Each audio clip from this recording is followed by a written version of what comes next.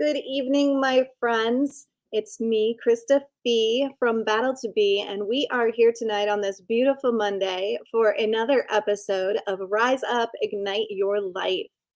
Tonight is episode number 41. So we've been with you guys for a while, and we're really excited. We finally did manage to get to the point where our podcast is going to be generating some donation money for our 501c3 that will keep our ferryman program up and running, doing those amazing memorials for families of the fallen and never forgotten. And if you guys were here when we did our last major trip to Florida, we are doing a new trip to Washington coming up soon. So we will be taking Phoenix, the Memorial Jeep, all the way to Washington and honoring 27 families on the way. And if the world doesn't get its crap together, there sadly and unfortunately will probably be many more. Every day, we have added between 2 and 4 fallen officers or military personnel or firefighters to our memorial roster. And we don't do everyone, we only do the ones that people ask us to do. So we know just by being on Facebook and other social media that there are many, many others. So we need to get a hold of this issue of suicide. We need to get a hold of this issue of violence against our first responders. And today, to talk about some of those topics, is an amazing man who is doing so many things. He is an ex-boxer, detective, and patrolman, turned advocate, trainer, and founder of a nonprofit organization called My Father's Business. And I'm going to let him tell you all about that. He is also an author, and he's giving back what was given to him. And tonight we're going to discover his true story of real transformation. Please welcome Matt Thornton. Hi, Matt. Hi, how you doing, Krista? So good. It's been an amazing day. So much is happening that is good on top of all the sad things that we talk about all the time. So it's a balance. It's always a balance that helps. It's a crazy balance every single day. All the hard stuff. So you have so many things that we can delve into. So I want to start at the beginning. Let's talk a little bit about Matt as a little boy. How bad. Yeah, I was one of, I grew up right outside, just north of Chicago. My mother's from Chicago. My dad is from Las Vegas, and they met when he was stationed out here in the Navy. So the city I grew up in is probably about 40 minutes north of Chicago. Had a normal middle class childhood. I was one of 4 kids. The worst behaved out of the 4. I was the middle child, so I was never a good student. Never really aspired to be much in life. Never went to college. Never took an ACT. I barely passed high school. I was getting suspended all the time, hanging around the wrong people, and so yeah, I always tell the kids that don't follow my path. All the kids that I mentor, don't do what I did. And yeah, basically that was it. I was a good ball player. That's really the thing that kept me in high school: basketball, football, baseball. So yeah, I finished high school with no plan, no nothing, no college, no military. I didn't take. I remember taking to practice ACT, and I just filled in the dots. That was it. So to think that I would end up in this predicament and this situation is I just say that God put me here. That's all I can say, because it's unlikely. I think some of us just have to learn the hard way. Yeah. So I ended up when I graduated high school, and this whole day it's crazy because the whole time I hated police. Like I was rebellious. After high school I was hung around mainly family and friends, was mainly gang members. I had some decent, hardworking friends, but most of the ones I was with the most were gang members. And I caught a case when I was 21, packing an illegal pistol. So there's that too. So that adds to the unlikeliness of me being this spokesman cop. So yeah, that was basically it. From the time I was 21 I had that criminal record. I had that charge. Luckily, it got dropped down to a misdemeanor, so it's not a felony record. And then I just worked menial jobs. That was basically my upbringing. So that begs the question, how did it happen? Oh my gosh, the most ridiculous, unlikely thing. I was 21 when that started, and I just worked. I had 2 kids. I was just scrapping check to check. Worked in a warehouse, and two things happened. 2 buddies that I hung out with a lot, they became cops, and they went the right route. They went to college, military. They did that, but I still used to drink with them. And they got this. I remember when they got hired at the academy. I used to ask them all these questions because, like, man, I'm just as cool as you guys. I'm just as I'm just as smart. I don't might not be book smart, but I'm a street smart dude. So I used to ask them all these questions. What it's like being a cop, and they finally got sick of me. So I was 28 or 29, and they were like, you know what? They're hiring. All you need is a high school diploma. Just go and see if maybe you get lucky. So I took the test, and the first city I tested for, which is right down the road, I made it really high on there after the first few interviews. I had to lie a lot because my family that is very notorious, the gang members I was talking about, they were notorious in that city. So I kind of had to not tell them that part. And it turns out I did really well up until the time where all the thorough background checks came, and they found out about the gun charge, and then they found out about, oh no, we're not hiring somebody from that's associated with them. So it broke my heart. And then I said I was going to take one more test, and this is the city I grew up in. It's called Zion, and I said it's a smaller department. Nobody wants to work there because they're so short-handed, and it's pretty violent and pretty notorious city. But I was like, let me just try it. So I did, and I ended up being dead last on the hiring list.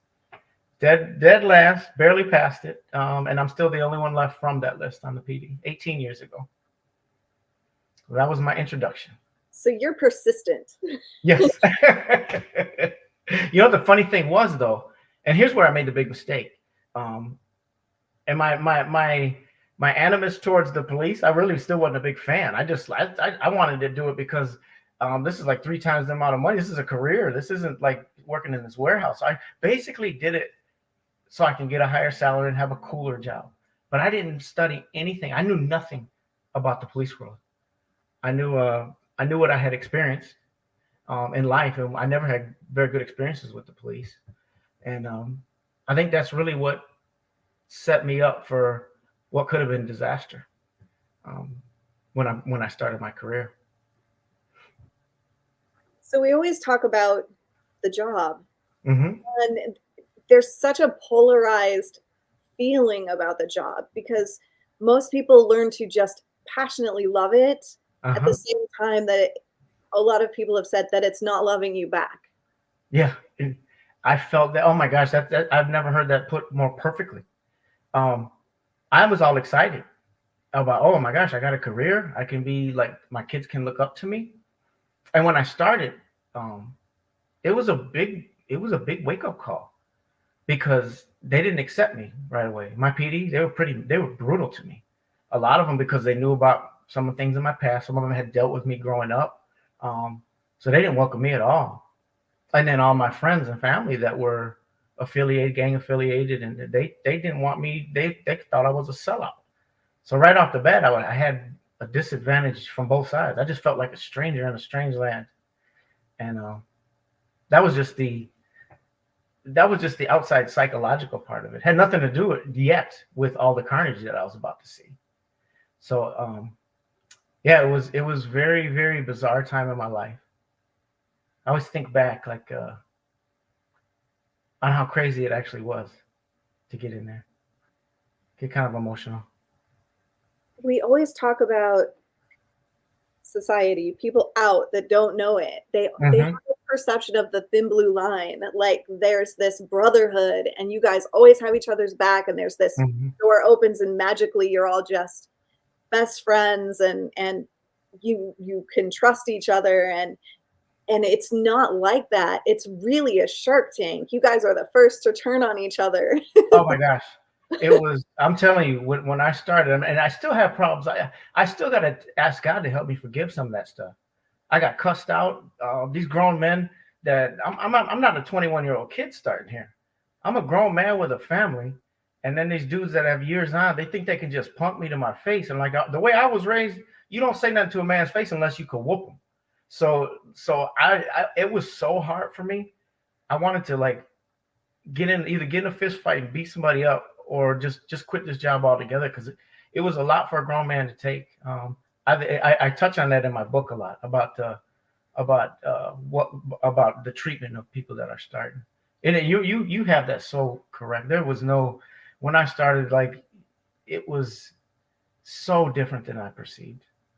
I'm picturing in my head like, okay, this is cool. I was a football player. This is gonna be like a football locker room. We got each other's back. We're just this one big team. But man, it was a phony investigation against me for doing something I didn't do, like illegal something.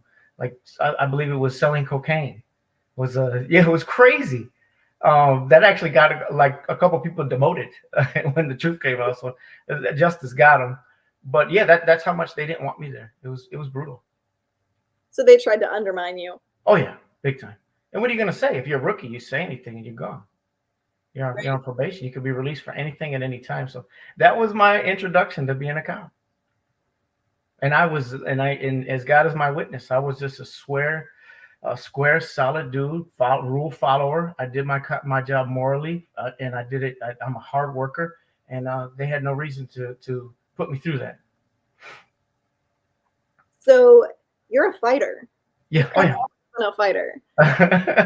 So, how does that fit into your story? The actual boxing.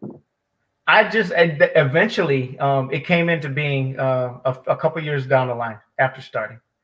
It was actually, I got into it because it was the only thing that I could take out my rage and my aggression.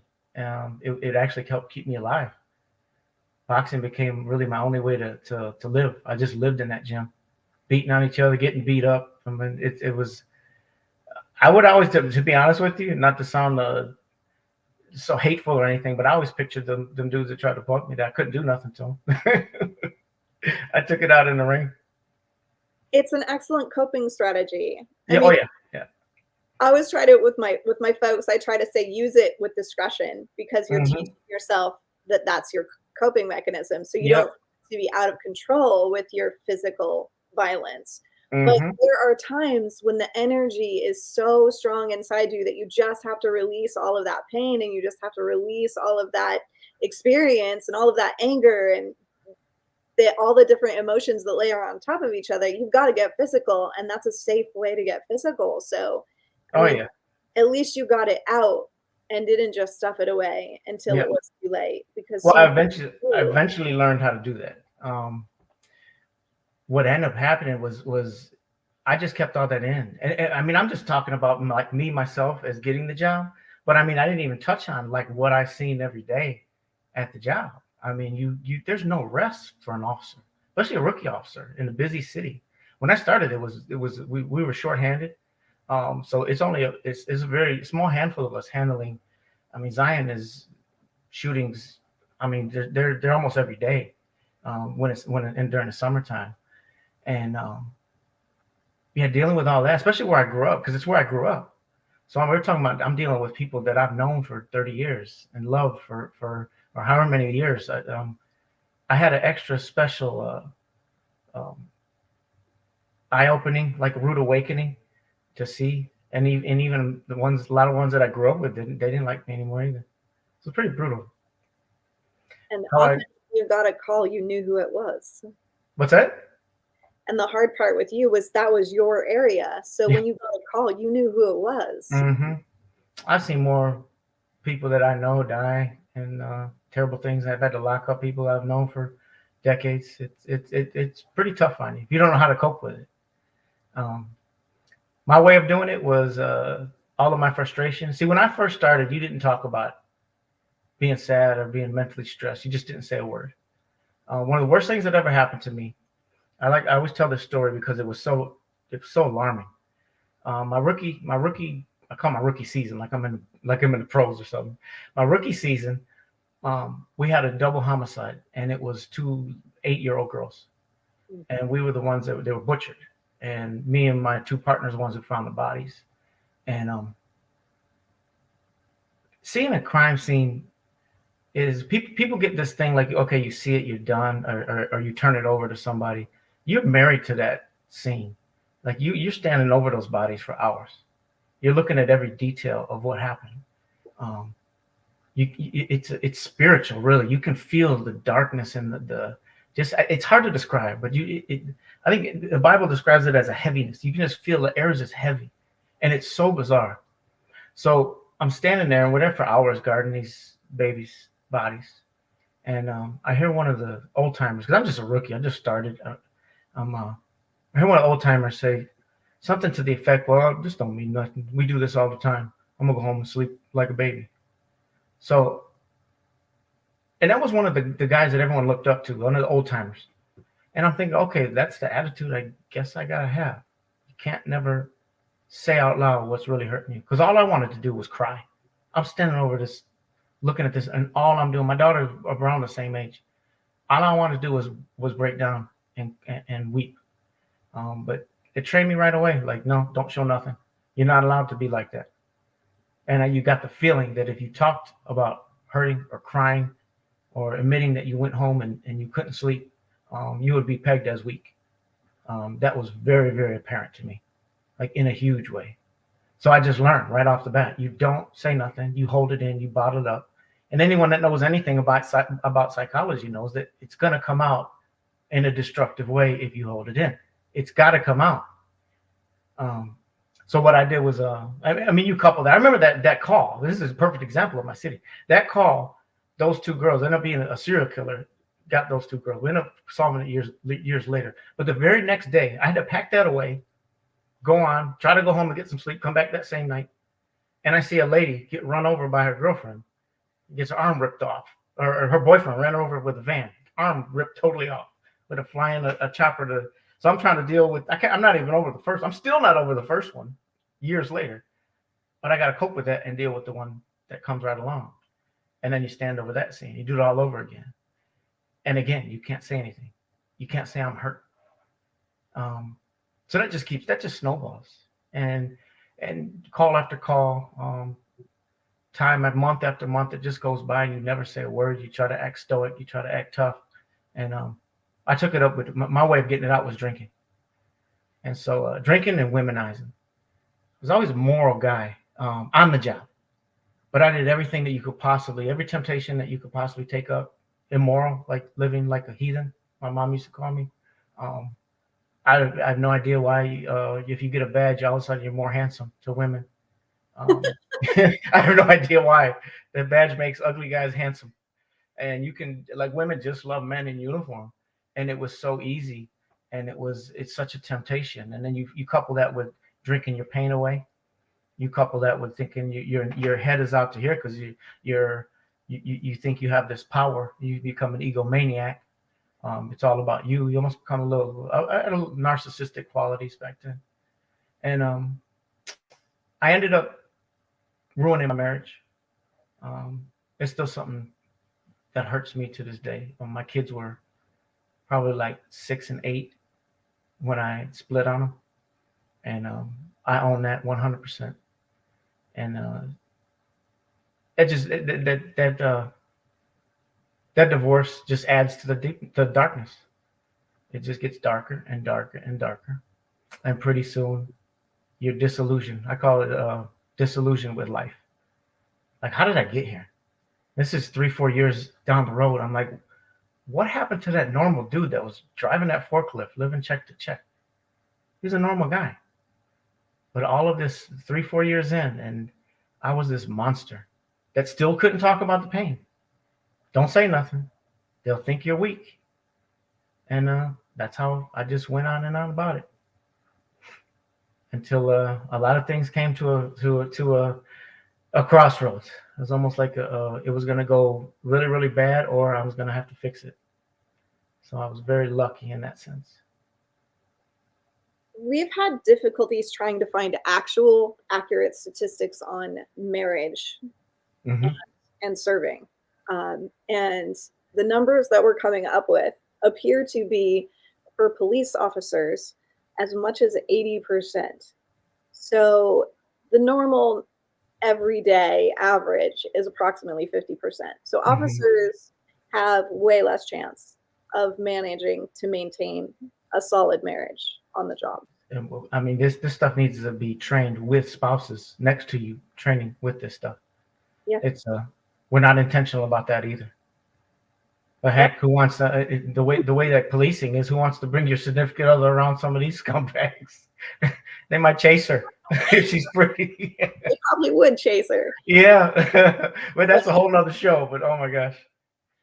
But you guys have to learn how to communicate your pain with your spouses in a way that doesn't, let's say, like, vomit on your spouse. You don't want to give them all of your details, but you want to be able to share the emotions with them and say, hey, I had a really rough day. Can you just hold me right now?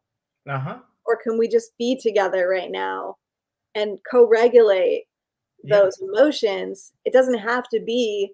Oftentimes when we talk about traumatic stress, we say, oh, we need to talk about it. We need to talk about it, but we don't need to hash out the details of what we saw. What we need to talk about is that what I saw was painful and it hurt me. And I need to share this with someone that I trust and that I feel safe with. So all of this therapy, these ideas that we have to go detail for detail for detail to deal with it, it's so not true. It's not really what we need at all. And if your spouse knows and you know how to communicate, then you guys can support each other and she'll understand. Absolutely. I always say that, like, the most healthiest thing you can do now, I wouldn't have never said this back then. The most healthiest thing you could do is go home and weep. It's okay. We're humans.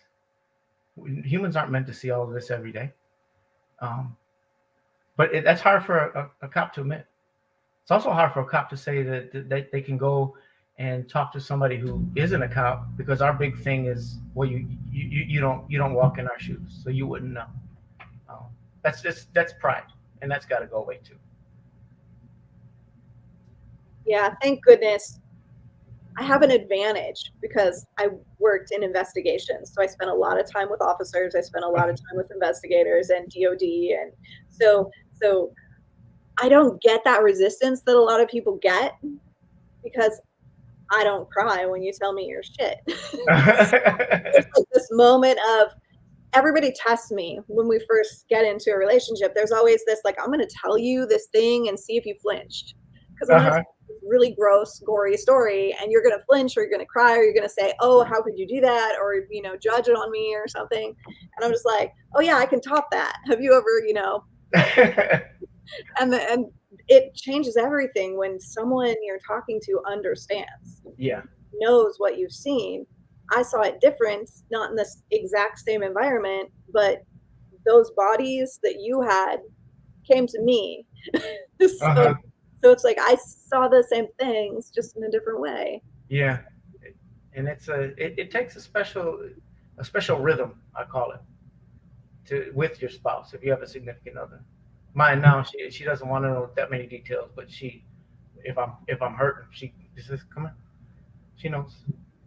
So we have a good thing going, and now that I know, back then there's no way. I remember my first wife just wondered what was wrong with me, and you wouldn't get it. That was my thing. You wouldn't get it. Yeah, you have to let her see. You have to let her have that instinct of when you need it. Because if you're covering it, they don't see it. They just know you're mad, or they know that you're not right, and they can't fix it. Yep, and then all of a sudden you're just a different person, and that's what I turned into. And when it got so bad where I just didn't want to be here anymore. I couldn't go to sleep without a bunch of prescription pills and over-the-counter pills. So it was really bad. You never sleep as a cop, especially when you're young. You're always on the night shift, and you're always getting called in. You're always taking extra shifts. You never sleep, and nobody ever explains to you the cortisol. Nobody ever explains to you the lack of sleep and how everything just snowballs, and holding it in, the stress of it. And pretty soon I just didn't want to live anymore.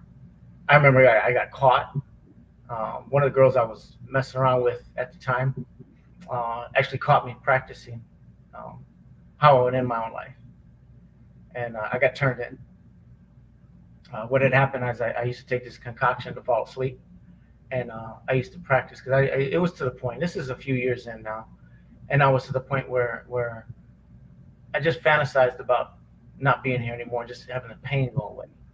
Um, and I used to take this cocktail to go to sleep during the day because I work midnights, and a lot of times I would get woozy and I would just use my gun. I had a Kel-Tec, a little tiny one, and then my duty weapon, which is bigger, and I would practice. How would I do it?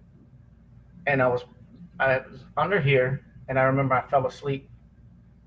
The drugs kicked in. I fell asleep, and just like sleeping like that. And she had known a little bit about what was going on with me, so she flipped. She flipped and she turned me right in to the chief, and and that made it even worse because now I'm afraid that people are going to know there's something wrong with me, and and he took my identity, took my badge and my gun, and made me go get therapists. And we're cops. We know what to say. We know what to say to get our badge back. It's easy. It was for me at least. I don't know if things have changed. This was years ago, but it was pretty simple.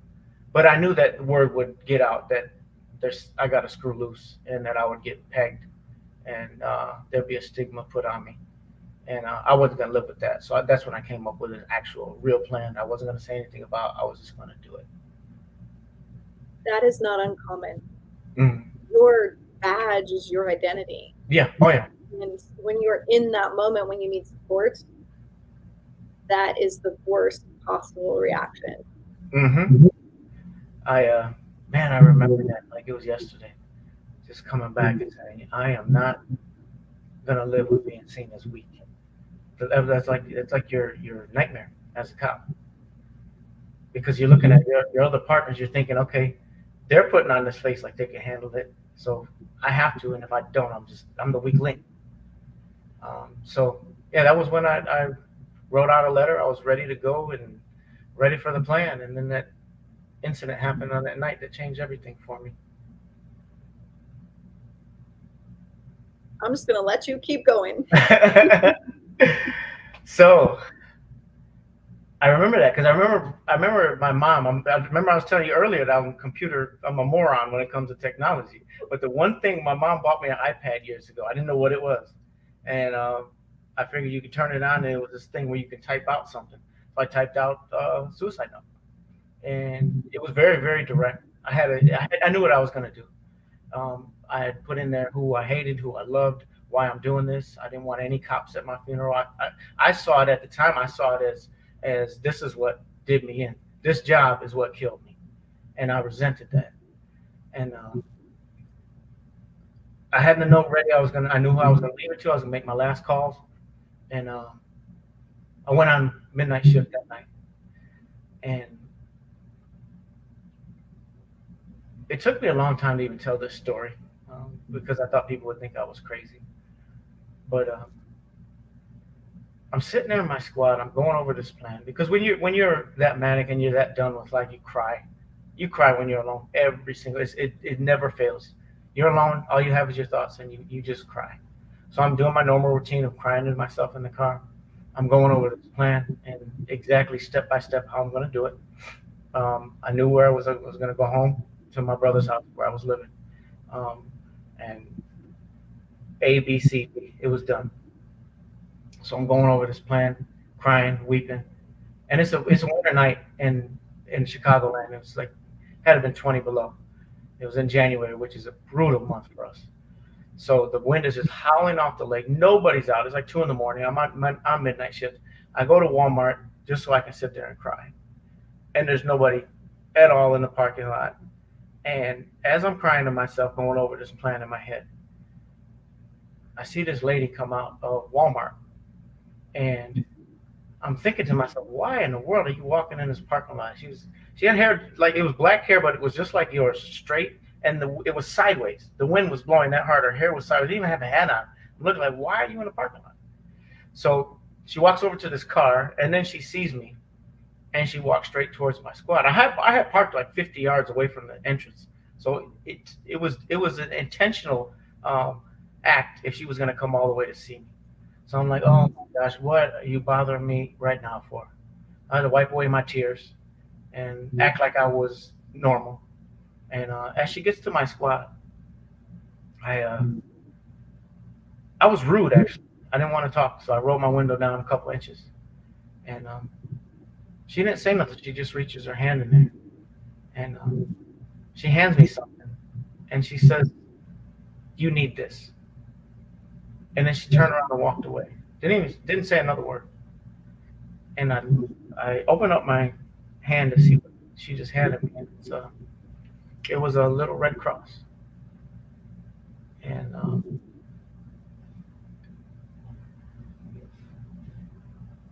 that was the most surreal moment of my entire life, hands down. Nothing that's ever compared to that. I'm literally in my car going over, blowing my own brains out. And in this unlikely, ridiculous night, this lady comes and does this. And I said, I know, God, that's you. You're talking to me right now. I knew there was a God somewhere. So I literally screamed out. I said, do something. Help me, help me, help me. Um, if you would have walked by and seen me in my squad crying out, you'd have thought I was nuts. There's another reason why I didn't tell the story for like a year after it happened, because I, I just was afraid people would think I was crazy. So I remember feeling this peace come over me. It's hard to explain, and I knew that God was there. I don't know how to really describe it. I just felt like there was this presence with me, and I don't know if it was audible or in my head or whatever it was. I felt or heard Jesus tell me to stop what you're doing and follow me. It was almost like he put the brakes on. I'm here, son. And that was the realest thing that I'd ever endured. Period. On earth, it was so bizarre. Um, so what I did, I knew that something this really just happened to me. So I knew my sister worked for a church. Had never been there, never met anybody there, and I just called her. I said something crazy happened to me, and I need to get in there. You got a pastor in there. I don't know who he is, but can I get in there and talk to him? And I went in there the next day, and he told me the craziest thing. He said, I said, I know you don't know me. I'm Lori's brother. And he said, oh, I know you. He said, he said, he said, your sister's been coming to my office and crying. And he said, we've been praying for a supernatural event to happen in your life. And I get emotional when I say that, because it was so bizarre, because I hadn't told him what happened in the parking lot. And I said, well, I think you got your supernatural event. And he sat me down, and I cried, finally cried, and admitted how weak I was, and admitted that I can't do this alone. I, I'm going to, I'm on a path to end my life. Do something, please. And for the first time, he kind of explained, and it took a pastor to explain to me the psychology of everything, to explain to me that we're not meant to walk in this world alone. That as a man, it's healthy to admit that you're weak. That as a broken human being, he explained how sin entered the world, and how we are all broken and flawed, and we can't do this by ourselves. And he said that God sends people. That's what he does. He uses people. That's his hands and feet. And let's get you some real help. And I gave my life to the Lord that day, and it's been my life's mission to find out what was wrong and find out why does this happen. And it's kind of what I do now. I was very angry. I really was very angry. Why did I have to wait 13 or 14 years into my career to hear these statistics? Nobody tells me. We do all this training. We do defensive tactics. We do shooting. We do taser training, OC, handcuff training, striking, grappling. We do all this training for our bodies. But why did it take 12, 13 years of my career to know that the biggest danger to a cop is suicide in his own, by his own hand? Why don't we do training for our brain? It doesn't make sense. So I was mad. I was like, I didn't know these statistics. This is the first thing that should be taught to a person coming into this profession, how dangerous this stuff is, on what you're really flirting with, or like what you're gonna go through. Like I was so like fighting mad. I was angry towards the training. I was angry towards the way the system is ran, and I've been screaming for that we need change ever since. And it's basically what I wrote about, and why we even met, Krista. That's how if I hear that someone is onto the same thing I'm onto, I'll do anything for it. Because I mean, we lose so many people all the time, and it's not just police officers, it's firefighters too, it's soldiers too. It's different forms of PTSD and different forms of depression, but it's the same thing. Same thing as we can't do this alone. It's very interesting that you said what you said the way you said it. That why are we not told? Part of the program that I developed for this that needs to be implemented, we just need to implement this everywhere. And it's not complex stuff. It's stuff we know about. It literally includes informed consent at hire, and along with that is relationship, suicide, addiction, and a little bit of anger management right at the get-go. That if Oh my you gosh. do all of these things, these are the things that you're going to struggle with. These are the signs and symptoms of you're starting to struggle with them. So the tools and resources you use to deal with this right at the beginning and all throughout your career. I really believe wholeheartedly that half of this problem can be eliminated right away if we just teach people at the beginning what they're getting into, Yep. what that looks like, so they know what's happening. And they're not 20 years in before it hits them in the face and they go, oh, this is PTSD. So many people have come on here and not known that they were struggling with something real. They thought it was just them, and it was their own weaknesses or their own broken mind, and that everyone else was fine, and that there was nothing normal about their reaction. It should not be a shock. It happens to so many people. It should not be a shock. Yeah. We all. I want to know if you guys are ever able to obtain like a statistic on how many officers actually do suffer from this. I mean, I bet it would be hard to obtain because so many are still afraid to admit that that's what they're going through. No, But but the statistics say 15% are currently diagnosed with PTSD, but that doesn't include subthreshold PTSD that doesn't quite meet the diagnostic standards, and that doesn't include people who aren't talking about it. yeah, and which is the huge problem, because guys just don't want to talk about it. I remember thinking back. I'm looking at it. I saw this. Somebody had a chart. I teach a CIT class, and I give my story, and I try to encourage officers. But I work with a professor, someone who's much smarter than me. She's more of a book person, a structural person, but she has this chart that pinpoints certain steps as you progress along with depression and what officers generally go through. And I'm looking back, and I fit like every single one of those categories to a T. It's an obvious pattern. Yeah. That should have been that should be part of your orientation Exactly. as you apply to be an officer. I agree. Absolutely. Yes. Oh, High five you right now. yes. So I mean, I am for all of the information. I am for, and I give some examples in the book that I wrote. I give some examples of just very simple. I'm not a scholar. I barely passed high school, so it's just a working man's simple examples of what we need to improve. And communication is one of the biggest things. Being phony tough is another huge thing. This phony toughness, like we need to just flush it down the toilet for good. This facade, like we're these we're Commando. We're Arnold Schwarzenegger from Commando. Like get out of here. Like a perfect example I always use is a guy that I worked with. His name is Bart. He was an actual UFC fighter. Like like on pay-per-views. He got knockout of the night on pay-per-views. Made his living. The toughest dude I've ever worked with, physically, hands down.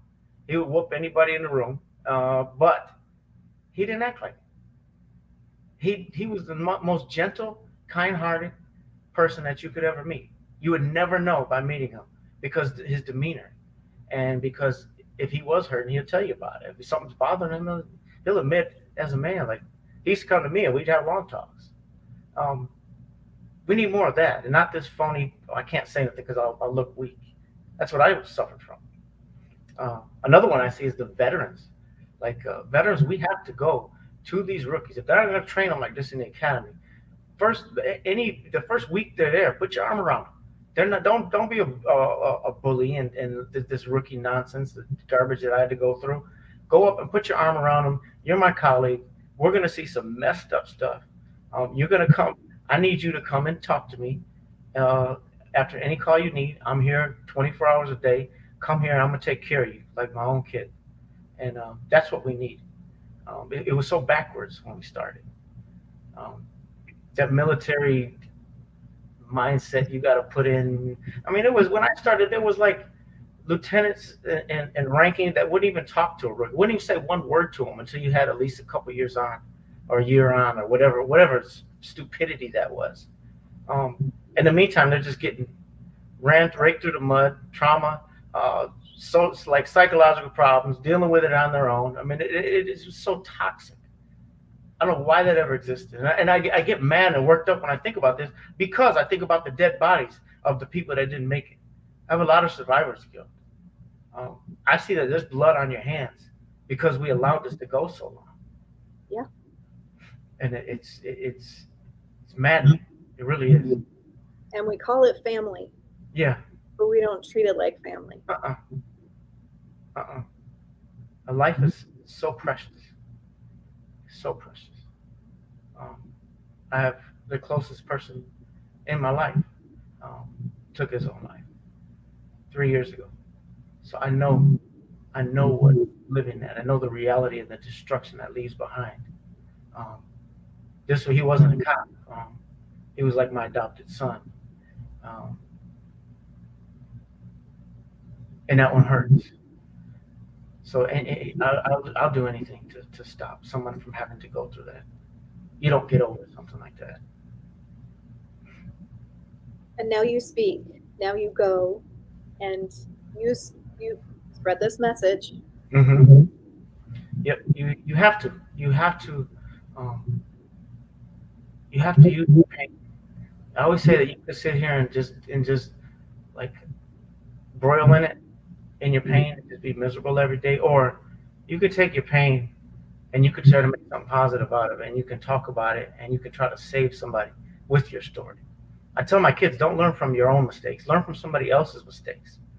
It makes you better, so you don't have to make those mistakes. Um, so I'm a huge advocate of. We just hired two or three, well, two new rookies, and they're like my best buddies. When I get over here, kid, let me tell you something. I love you. I don't want you to go through any of this stuff. And it's a walk. It's a family from day one. You lead by example. Yeah, I do. I just like, man. And I'll go back to the time that I talked to my pastor that first night. He said one of the coolest things that stuck with me ever since. That was 2013. And I still think about it every day. So I said, Pastor, why do I still struggle with this certain sin or this certain weakness in my life? And you know, he tells me, he said, I struggle with the same thing. It's okay. Let's struggle together. And that really took me. I took that attitude in everything I do.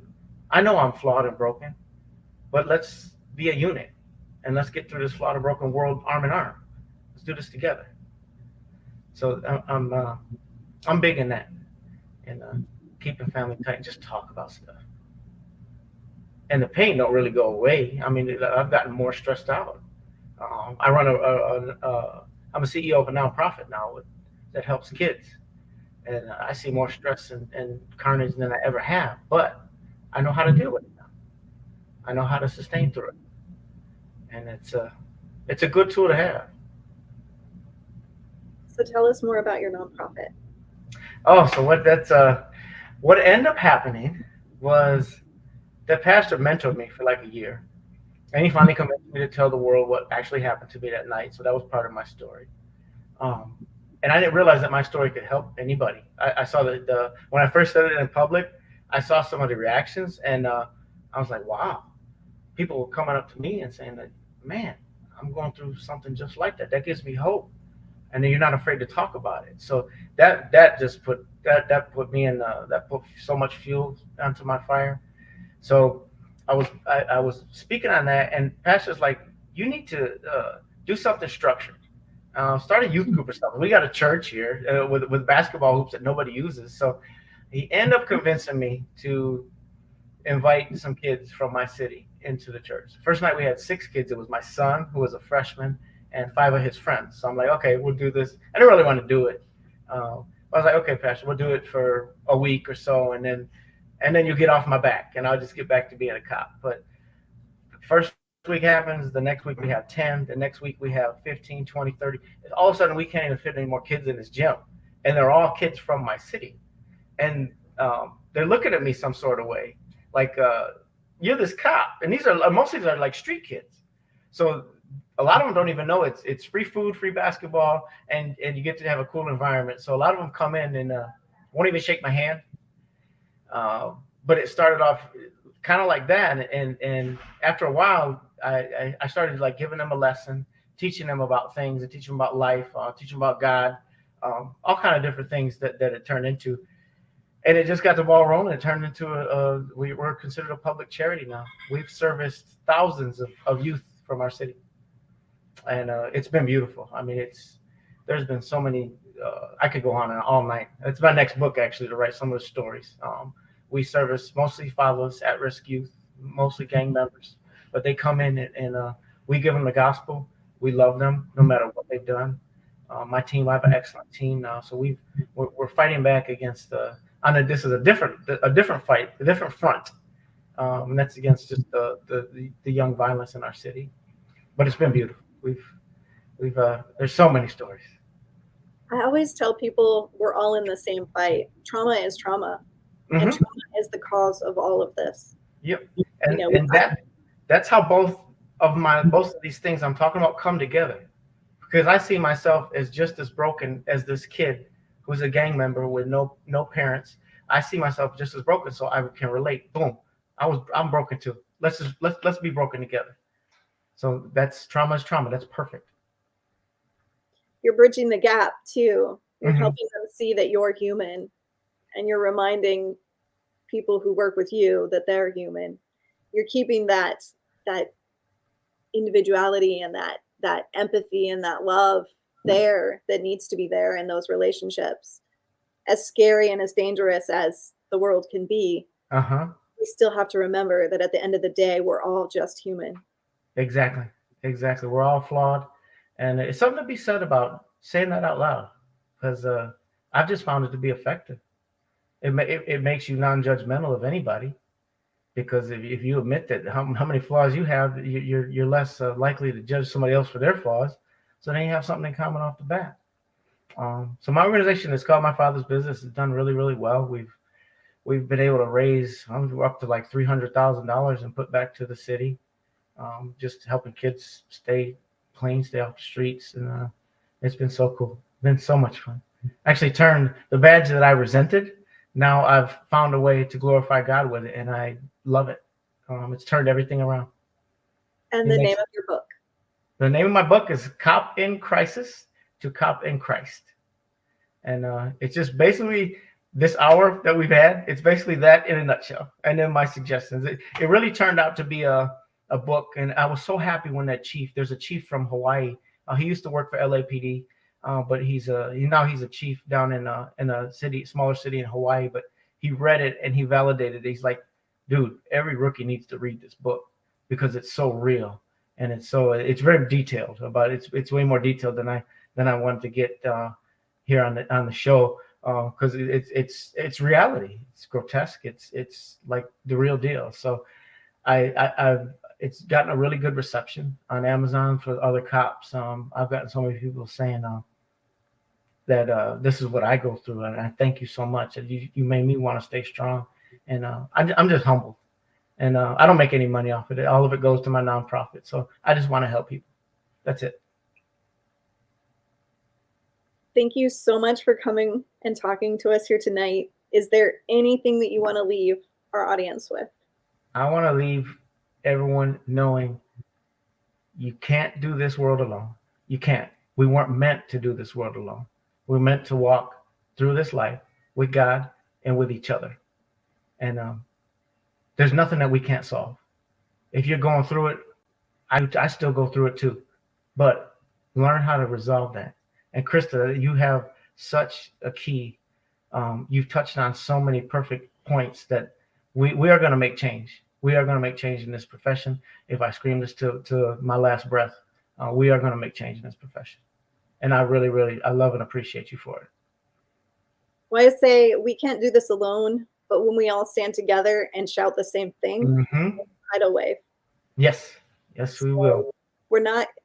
I just had someone today tell me nonprofits are competitive with each other. You're all looking for the same money. I'm like, first off, there's way more money than we could all ever use. Like, we're not competitive about money. We don't need to. There's plenty to go around. But the other thing is, if we're in it for the right reasons, we should all be going down the same path. So just by virtue of that, we're walking together. Yes, exactly. So if you're not in it for the right reasons, yeah, there's going to be resistance and you're not going to be on the same path. But if you're really focused on the goal and you're really focused on the problem and you're really focused on creating a solution, we're all walking the same road. So inevitably, we're beating the brush down for each other.